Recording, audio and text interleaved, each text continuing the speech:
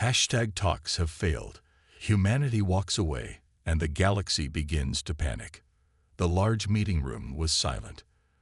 27 alien representatives sat on one side of the table. 3 humans sat on the other side. The meeting had gone on for 5 hours, and Hoon Park was tired. "So you are saying humans must be supervised for 200 years before we can join as full members?" Hoon asked. His voice was calm, but his hands were tight under the table.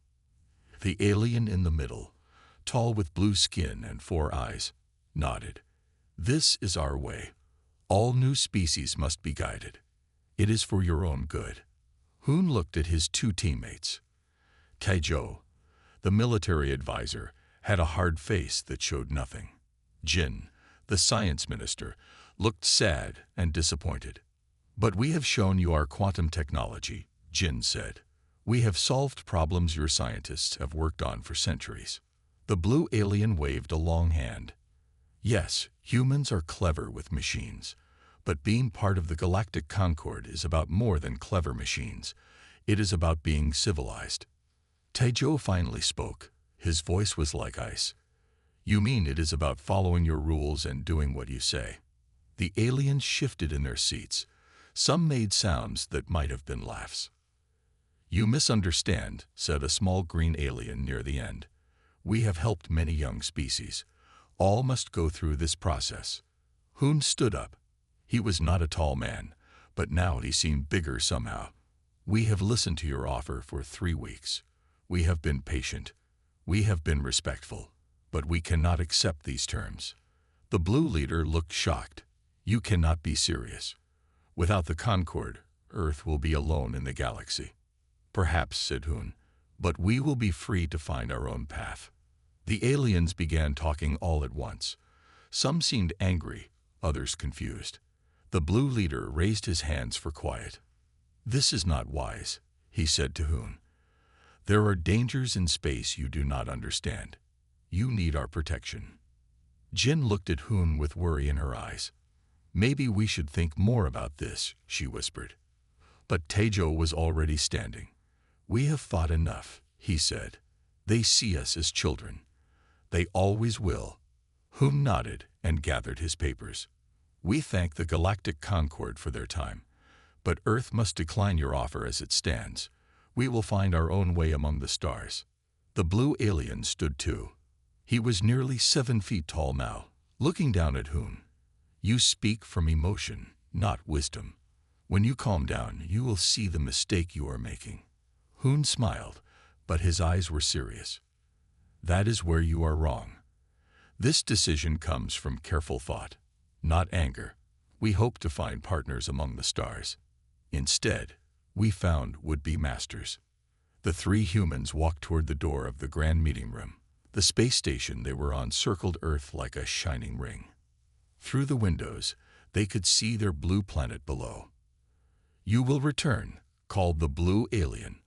"All species need the Concord. You will see." At the door, Hoon turned one last time. "We will find our own path," he said simply. Then they were gone. In the hallway, Jin was shaking. "What have we done? We just rejected the only other intelligent life we found." Taizhou put a hand on her shoulder. "No, we rejected bad terms. There must be more out there than just these politicians." Hoon looked out a window at the stars. "The galaxy is vast. The Concord is not all there is. They think we will come back begging tomorrow." He smiled a small, tight smile. "They don't understand humans very well." "What now?" asked Jin. "Now," said Hoon, "we prepare. Earth has much work to do." The 3 walked toward their ship, ready to bring the news home. Behind them, the aliens were already planning how to deal with the humans once they realized their mistake and came back. They would be waiting a very long time. 3 months had passed since the humans walked away from the talks. Du Hyun sat at his desk in the Concord Embassy on Earth, staring at his blank screen. For the 3rd day in a row, none of his calls had been answered. No officials would meet with him. Even his human friends had stopped responding. Something was very wrong. His door opened and his assistant rushed in. "Ambassador, you need to see this." Do-hyun followed her to the window. Outside, the streets of New Seoul were empty. The embassy was surrounded by a ring of human security forces, standing still, facing the building. "What is happening?" Do-hyun asked. His assistant's voice shook. "They are implementing something called Protocol Solitude. All Concord citizens have been asked to leave Earth within 48 hours. Do-hyun felt cold. That's impossible. They can't just cut ties with the entire galaxy. But the humans were doing exactly that. On the Concord Central Station, Supreme Consul Vex was not happy. The tall blue alien paced the council room while his advisors watched nervously. "What do you mean, all humans are leaving?" he demanded. A small green alien spoke up. "Every human in Concord space is returning to Earth. They have canceled all contracts. They have closed all businesses. Our moon base reports that Earth ships are collecting their people and departing." Vex slammed his fist on the table. "This is just a show. They want us to beg them to stay." An older alien in the corner spoke quietly. "I warned you about humans. They do not think like us." Vex turned to the speaker. "And what would you know, Do-hyun? You spent too much time with them. You became soft." Ambassador Do-hyun stood up. "I became informed. Humans do not make empty threats. They do not play games when it comes to their freedom." Another council member spoke up. "But they need us. The human scientist Ju was working on quantum theory with our best minds. His work will be set back years without our help." Do-hyun laughed without humor. "That is where you are wrong. Ju was teaching our scientists, not learning from them. We needed him, not the other way around." A loud alarm suddenly rang through the station. The council members looked around in confusion. A voice came over the speakers. "Emergency alert. Unknown energy readings from Earth." On Earth, Hoon Park stood in the control room deep under the mountains. Screens showed the progress of the massive project they had hidden from the Concord for years. "Power levels at 80% and rising," reported an operator. "The shield will be ready in 10 minutes. Beside him, Tejo nodded with satisfaction. 3 months. We moved everybody back, shut down all off-world operations, and prepared the shield in just 3 months. Jin looked worried. "Are we sure about this? Once the shield goes up, we will be completely cut off." Hoon turned to her. "Not cut off. Protected. Free to develop without their rules and their guidance. Free to find others in the galaxy who might treat us as equals." "The last transport from Mars has landed," announced another operator. "All humans are accounted for. All Earth ships are home." Hoon took a deep breath. "Activate the shield." Outside, across the solar system, thousands of satellites began to glow. A web of energy formed between them, surrounding Earth, the Moon, Mars, and all human outposts. On the Concord station, the Council watched in disbelief as the energy readings from Earth grew stronger. "What are they doing?" whispered Vex. The main screen showed Earth as a swirling barrier of light formed around the entire solar system. Communication signals from Earth suddenly stopped. Sensor readings became impossible. They've sealed themselves in," said a scientist. "This technology, we didn't know they had this." Do-hyun looked at the screen with sad eyes. "They didn't show you everything. They never did." The barrier completed itself, becoming solid and impenetrable. Earth and all its people were now invisible to the galaxy. Vex stared at the screen. For the first time, real fear showed in all 4 of his eyes. "What have we done?" he whispered. 5 years had passed since Earth raised its shield. The Concord had told everyone it was temporary. They said humans would return when they realized how hard life was without galactic trade. They were wrong. Director Song walked through the empty factory on Proxima I, a colony world that once made quantum processors with human help. Now it was silent. The machines sat unused. The workers had found other jobs. "How many factories like this one have closed?" Song asked. Her guide, a thin alien named Da, sighed. 17 on this world alone. Without human quantum tech, we cannot make the processors work. Song nodded. This was the same story on many worlds. The Concord had thought humans needed them. Now they were learning the truth. The Human Reclamation Committee meets tomorrow, Song said. What should I tell them? Dad looked around the empty factory. Tell them we are starting to hurt. Tell them we need the humans back. In a small office deep in Concord Central, analyst Min stared at his screen. For weeks, he had been tracking strange reports from ships at the edge of Concord space. Ships were disappearing. Others reported seeing unknown vessels that vanished when approached. Min wasn't supposed to see these reports. He was just a junior analyst, but he was good at finding patterns others missed. He pulled up a star map and marked each strange report with a red dot. Stepping back, he saw the pattern clearly. All the strange events formed a line moving away from Earth in the opposite direction from Concord space. They're not hiding, he whispered to himself. They're exploring, away from us. His door suddenly opened. Director Song stood there, looking surprised to see him working so late. Min, what are you doing here at this hour? Min quickly turned off his screen. Just checking some reports, Director. She studied him carefully. You should go home. Tomorrow is an important day. The committee needs everyone fresh. After she left, Min turned his screen back on. He stared at the pattern of red dots. Should he tell the committee what he found? Would they even listen? The committee meeting was not going well. 20 Concord leaders sat around a large table arguing. We should send ships to break through the human shield, shouted one. That would be seen as an act of war, countered another. We cannot just wait forever, said a third. Director Song stood up. I have visited 12 worlds affected by the human departure. The economic damage is worse than we thought. Many industries depended on human innovation. Supreme Consul Vex, who still led the Concord, waved his hand. Temporary problems. We made advances before humans. We will make them again. Do-hyun, now older but still respected, spoke quietly. 5 years is not a tantrum, as you called it. This is their choice. A foolish choice, said Vex. What could they possibly gain by cutting themselves off from the galaxy? Min, sitting in the back of the room, gathered his courage and stood up. They haven't cut themselves off from the galaxy, just from us. The room went silent. All eyes turned to him. What do you mean, analyst? Asked Song. Min projected his star map onto the main screen.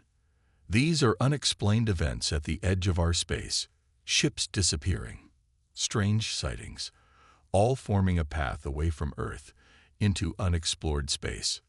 Do-hyun leaned forward, his eyes wide. They're expanding, in the opposite direction. Vex stood up, his 4 eyes blinking rapidly. That's impossible.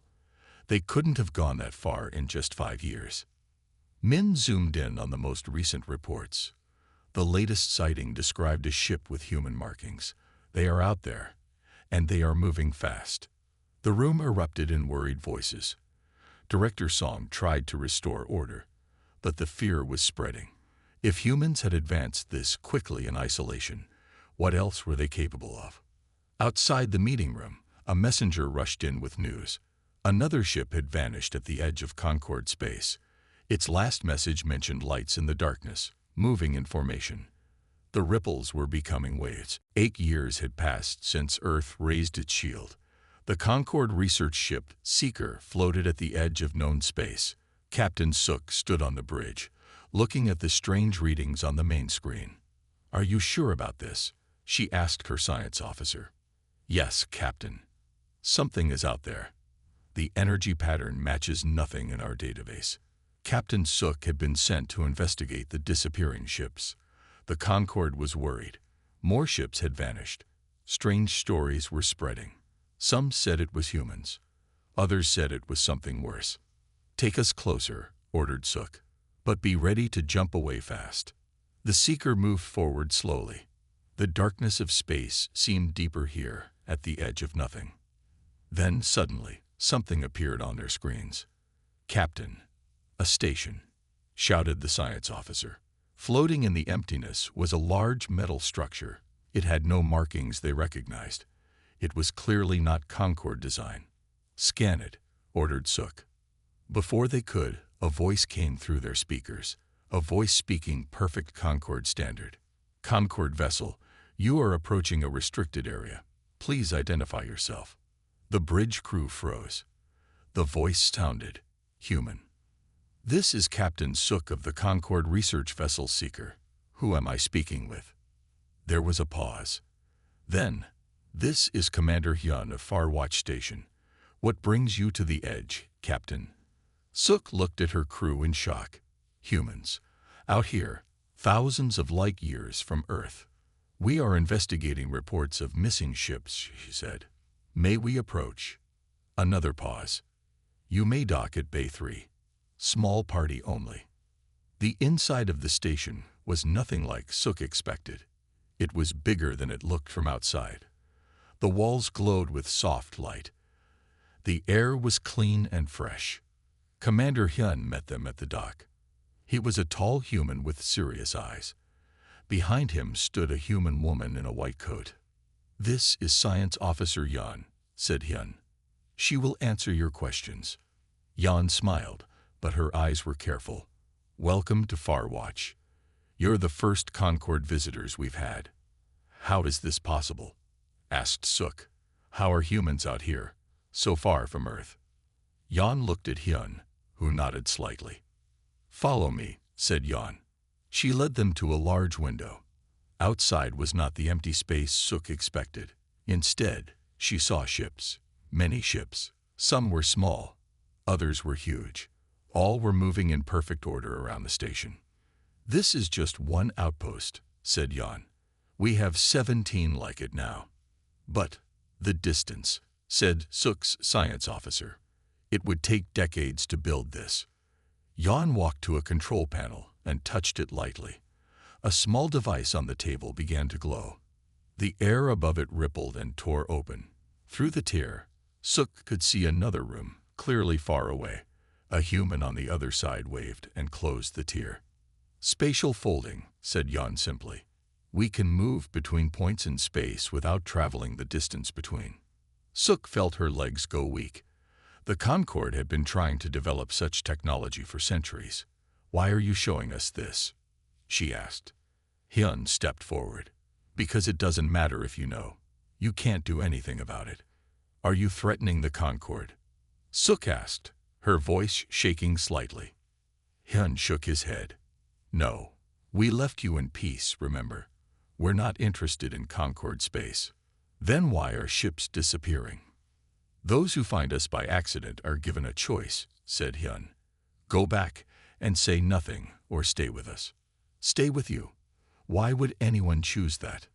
Yan smiled again, more warmly this time. "Because we found better friends, Captain. There are other species out here, species the Concord never contacted because they were too primitive. We found them. We helped them. And they helped us."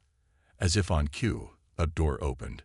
A tall, graceful being with silver skin entered the room.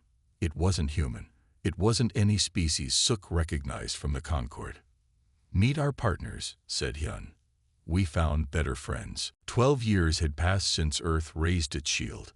The grand meeting hall of Concord Central was filled to capacity. Leaders from all 27 species sat in tense silence. Supreme Consul Vex looked older now. The blue of his skin faded to a pale shade. "Bring them in," he ordered. The doors opened. A group of 10 beings walked in. 5 were humans. The other 5 were different species no one in the room had ever seen before. Director Song leaned toward Do-hyun. "Is that really Minister Ji?" she whispered. Do-hyun nodded. "Yes. He was at the first talks, 12 years ago. Now he has returned." At the front of the group walked a tall, composed human woman.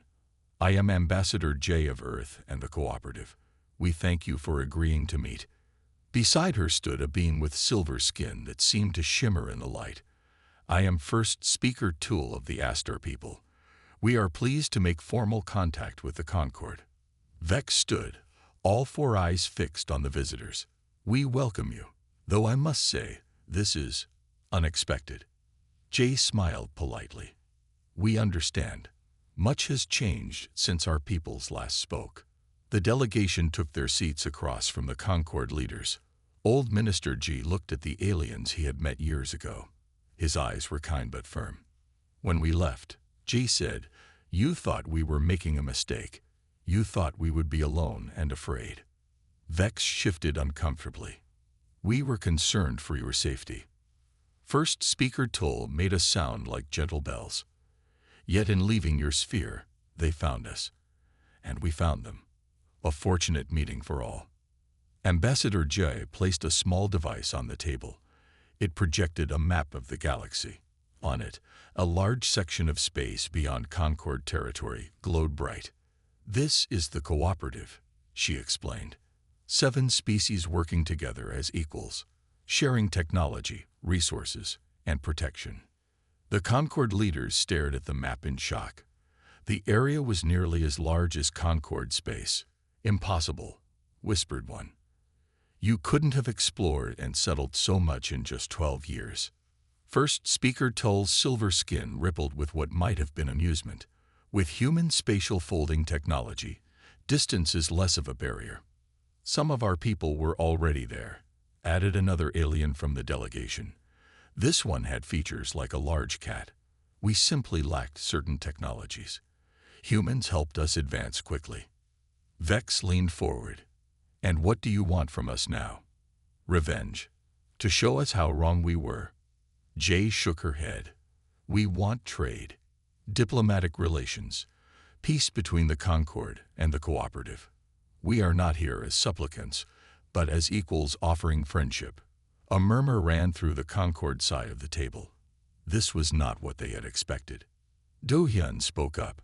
12 years ago, we offered humans a place in our galaxy with conditions. Now they return offering us a place in theirs without conditions." Minister G smiled at his old friend. "We never wanted to rule or be ruled. We only wanted respect." Jay placed a data pad on the table. "These are our proposed terms for trade and diplomatic exchange. We believe they will benefit both our alliances." Vex took the pad with shaking hands. The room was silent as he read. Finally, he looked up. "This is very generous," he admitted. "It is fair," corrected First Speaker Tool. "The foundation of all true cooperation." As the meeting continued, Do-hyun watched the faces of his fellow Concord members. He saw shock, confusion, and something new: respect. The humans who walked away had not failed or suffered. They had flourished and returned stronger than anyone imagined possible. Later, as the delegations prepared to leave, Minister G found himself walking beside Do-hyun. "Was it worth it?" Do-hyun asked quietly. "Cutting yourselves off for all those years?" Jai looked at the diverse group of species now working together as the cooperative. "We didn't cut ourselves off," he said. "We just opened a different door." 15 years had passed since Earth raised its shield. The Joint Science Conference on Concord Central was not going well for the Concord scientists.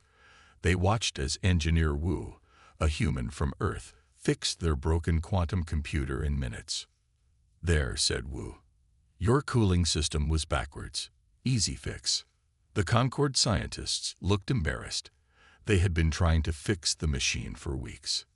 Zex, the lead Concord scientist, forced a smile. "Thank you. Perhaps you could explain how you knew so quickly." Wu shrugged. "I just looked at the energy flow. It was moving the wrong way." Across the large conference hall, similar scenes were playing out. Human scientists and their cooperative allies were solving problems, fixing machines, and showing new technologies that made the Concord's best work seem simple and old. Director Kwan watched from above. The head of Earth's Advanced Research Division smiled slightly. This demonstration was going exactly as planned. Zex approached Kwan during a break.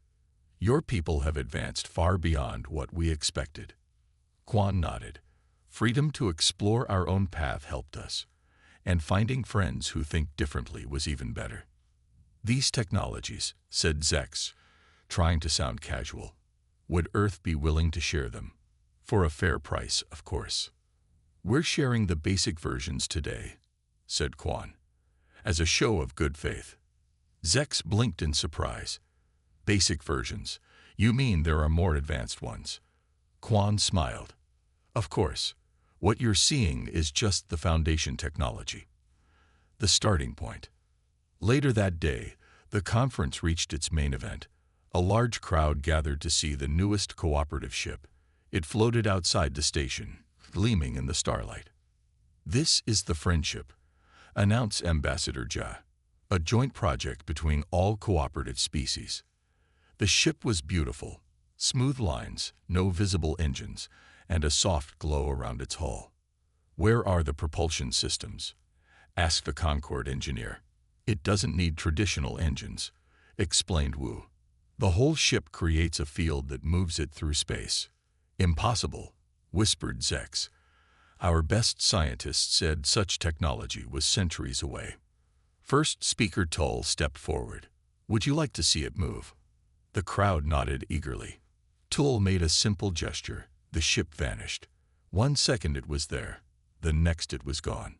Then, 3 seconds later, it reappeared in the exact same spot. The crowd gasped. Zex felt his legs go weak. Where did it go? Someone asked. To the edge of your solar system and back, said Wu casually. About 4 light hours round trip. The room erupted in chaos. Light hours of distance in seconds. It should not be possible. That evening, Zex sat with several other Concorde scientists, drinking strong drinks. We're behind, said one. So far behind. How did they do it? Asked another. How did humans advance so quickly? Zex stared into his drink. We treated them like children. We thought we knew better. But all along, they saw things we didn't. Across the room, Quan was speaking with Du Hyun, who was now a senior Concorde ambassador. You're not showing everything, are you? Asked Du Hyun quietly. Quan shook his head. No, some technologies aren't ready to be shared. Not until we know the Concorde truly sees us as equals. And what happens if there is trouble? Conflict. There are those in the Concorde who fear your power now. Quan looked serious. We don't want conflict, but we won't be treated as lesser beings again. Those days are over. Do Hyun nodded slowly. I understand. And I think after today, everyone else does too. Outside the window, stars shone brightly. Somewhere out there, beyond both Concorde and cooperative space, something was moving. Something neither side yet knew about. But soon, they would all face it together. The technology gap had been revealed, and it was much wider than anyone had imagined. 20 years had passed since Earth raised its shield. The warning came without notice. Concorde outpost stations at the far edge of their space stopped responding, one after another. In the Concorde Emergency Command Center, Supreme Consul Lig paced nervously. The female leader had replaced Vex 5 years ago. 10 stations gone in 3 days, she said. What is happening? The large screen showed a map of Concorde space. Red dots marked the missing stations. They formed a line moving directly toward the core worlds. The scout ships we sent haven't returned, reported a military officer. We have no images, no data. The door burst open. An aide rushed in. Consul, we have a transmission from the border. The screen changed. A damaged Concorde ship appeared. Its captain, bleeding from a head wound, spoke quickly. They came out of nowhere. Thousands of ships. They don't respond to signals. They just destroy everything. They're not like anything we've seen before. The transmission cut off suddenly. The room fell silent. How long until they reach populated worlds? Asked Lig. 3 days, maybe 4. Lig closed her eyes. Send all available ships to evacuate the border worlds. It won't be enough, said Du Hyun, now an elder advisor. We need help. Lig looked at him. They both knew what he meant. Contact the cooperative. On Earth, President Han stood in the war room. The shield that had protected Earth for 20 years now showed the stars beyond. Around him, military leaders and scientists watched the incoming data. "The swarm is massive," reported Admiral Ta. "The Concorde ships are being destroyed as fast as they arrive." "Do we know what these beings want?" asked Han. A scientist shook her head. "They don't communicate. They just consume resources, technology, entire worlds. We've been tracking them for 5 years." "5 years?" asked the minister. "You knew this was coming." Admiral Ta nodded. "We detected them beyond cooperative space. We've been preparing defenses." Han looked at the map showing the enemy's path. "They're heading for Concorde core worlds. Trillions of lives." "The Concorde rejected us," reminded a counselor. "They thought we were primitive. Let them handle this themselves." Han shook his head. "No, we are not like them. We help those in need." "Our ships are ready," said Ta. "The cooperative fleet waits for your order." President Han stood straight. "Launch the fleet. Save who we can." The Concorde world of New Hope was in chaos. Millions tried to evacuate as the enemy approached. The few Concorde ships in orbit couldn't hold back the swarm of dark, insect-like vessels that filled the sky. Supreme Consul Lake watched the live feed from her command center. "How many people still on the surface?" "At least 30 million, came the grim reply. "Our ships can't get through. We can't save them."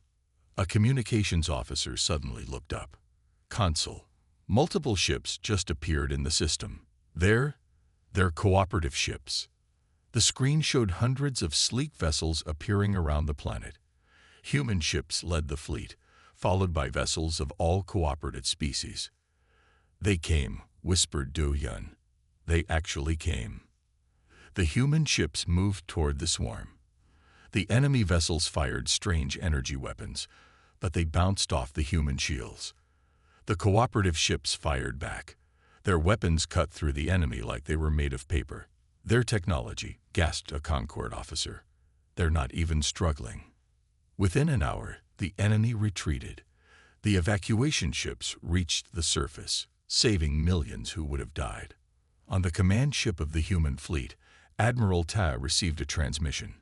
It was Supreme Consul Lake herself. "You saved us," she said, her voice shaking. "Why?" "After how we treated you." Tae's face remained calm.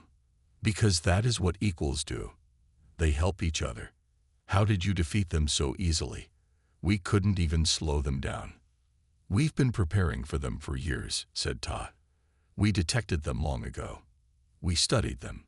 We designed weapons specifically to fight them." Lig looked stunned. "You knew they were coming to Concorde space."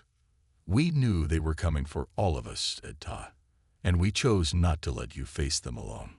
The screen showed hundreds of cooperative ships protecting the Concorde world. The enemy that had seemed unstoppable was in retreat. Do Hyun watched and understood at last. Humans had not just walked away. They had walked ahead. 25 years had passed since Earth raised its shield. Today, that shield was completely down. Earth shone bright and blue in space, open to the galaxy once more. In the Grand Hall of Unity on Concorde Central, thousands gathered for a historic ceremony. The hall had been rebuilt after the war with the swarm. Its new design showed elements from both Concorde and cooperative architecture. Chancellor Son of Earth stood at the center podium. At 72 years old, his hair was white, but his eyes were sharp and kind. Beside him stood representatives from all species of both the Concorde and the cooperative. "Today marks a new chapter for all our peoples," Son said. His voice carried through the hall. "Today we formally end the classification system that once divided us into developed and developing species." The crowd applauded. Many remembered how that very system had driven humans away 25 years ago. Elder Do Hyun sat in the front row. Now in his final years, he had seen everything change. Human diplomatic compounds stood on every major Concorde world. Cooperative technology had helped rebuild what the swarm destroyed. The two great powers of the galaxy had become true partners. Beside Du Hyun sat Diplomat Yun, a young human woman who had been born after Earth raised its shield. To her, the story of humanity walking away was history, not memory. "Is it true you were there?" she asked Do Hyun, "at the first meeting with humans?" Do Hyun nodded. "I tried to warn the others. I said humans were different, that they wouldn't accept being treated as lesser beings. No one listened." Yun looked at the gathered crowd. "And now look, everything has changed." On the podium, Chancellor Sun continued his speech. "The war with the swarm taught us all an important lesson. Division makes us weak. Unity makes us strong. But true unity can only exist between equals." Supreme Consul Lig of the Concord stepped forward. "When the swarm came, we faced destruction. Humanity could have watched us fall. Instead, they saved billions of lives." The two leaders turned to a large stone tablet. On it were carved the new principles that would guide both the Concord and the cooperative going forward. The first principle read Sun: "All sentient beings have equal rights to respect and self-determination." The words were simple, but they represented a complete change from the old ways. After the ceremony, Chancellor Sun walked through the gardens with Elder Do Hyun. They were old men now, but both remembered the young diplomat Hoon Park who had first walked away from the Concord's offer. "Hoon would be proud," said Do Hyun. "His decision changed everything." Sun nodded. He never wanted humanity to stand above others. He just refused to stand below. In a corner of the garden, a human child played with a young Astar child, their silver skin shimmering in the light. They built a tower of blocks together, each adding pieces in turn. "The future," said Do Hyun, smiling at the children. "Yes," agreed Sun. "A future built together, as equals." That evening, ships from all species filled the space around Concord Central. Their lights shone like stars. 25 years ago, humanity had walked away when talks failed. They had found their own path, and in doing so, they had changed the path for everyone. The galaxy had once panicked at humanity's departure. Now it celebrated humanity's return, not as students to be taught, but as teachers who had learned an important lesson. True strength comes not from power over others, but from standing together, side by side. As Chancellor Sun looked out at the stars that night, he remembered Hoon's words from long ago. "We will find our own path." They had found it, and it had led right back here, to a better galaxy for all.